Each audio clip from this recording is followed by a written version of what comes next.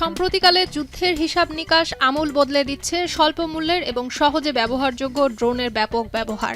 কয়েক কোটি ডলারের যুদ্ধবিমান থেকে শুরু করে শত্রুপক্ষের ট্যাঙ্ক, ফাইটার হেলিকপ্টারের মতো দামি সিস্টেমগুলো নিমেষেই ধ্বংস করছে এসব সস্তা ড্রোন। প্রতিপক্ষকে অর্থনৈতিকভাবে পঙ্গু করে দেওয়ার নতুন হাতিয়ার হিসেবেও আবির্ভূত হয়েছে এসব ড্রোন।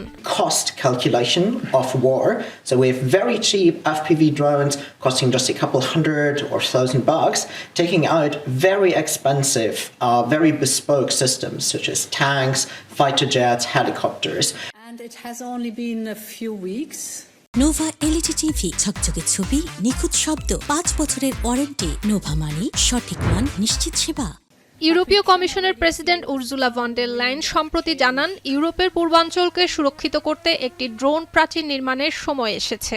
ইরানের শাহেদ মডেলের আদলে নির্মিত কম দামের রুশ গারবেরা ড্রোনের মোকাবেলায় ন্যাটো ইতোমধ্যে শত শত কোটি ডলার মূল্যের F-35 এবং F-16 যুদ্ধবিমান, হেলিকপ্টার এবং প্যাট্রিয়ট আকাশ প্রতিরক্ষা ব্যবস্থা মোতায়েন করেছে।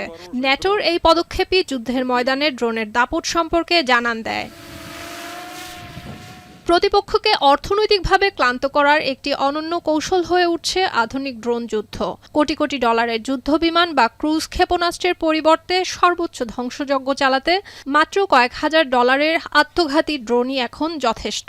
গত সেপ্টেম্বর থেকে ইউরোপের ন্যাটোভুক্ত দেশগুলোতে রাশিয়ার ড্রোন অনুপ্রবেশ এবং আকাশসীমা লঙ্ঘন বৃদ্ধি পেয়েছে। এ সময় 20টিরও বেশি রুশ ড্রোন পোল্যান্ডের আকাশসীমায় প্রবেশ করে এবং 3টি রুশ সামরিক বিমান 12 মিনিটের জন্য এস্তোনিয়ার আকাশসীমা লঙ্ঘন করে। Fiber optic drones.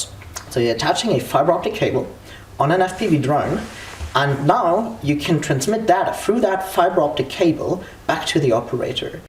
এমন পরিস্থিতিতে রাশিয়া ও ইউক্রেন সস্তা ও কার্যকর ফাইবার অপটিক ড্রোন উদ্ভাবনের দিকে নজর দিচ্ছে। এসব ড্রোন 10 থেকে 50 কিলোমিটার পর্যন্ত অপারেটরের কাছে ডেটা পাঠাতে পারে। রয়টার্স বলছে, রুশ হুমকি মোকাবেলায় দুটি ইউরোপীয় দেশ তাদের সংগ্রহে মার্কিন গ্রেশার্ক ডুবো ড্রোন বাড়ানোর সিদ্ধান্ত নিয়েছে। এআই চালিত ড্রোন তৈরির প্রতিযোগিতায় নেমেছে ইরান, ইউক্রেন, রাশিয়া সহ বিশ্বের বিভিন্ন দেশ। ইউক্রেন যুদ্ধে শত্রু বাহিনীকে অনুসরণ, কামানের গোলা পরিচালনা এবং লক্ষ্যবস্তুতে বোমা ফেলতে ব্যবহৃত হচ্ছে এসব চালকবিহীন আকাশযান।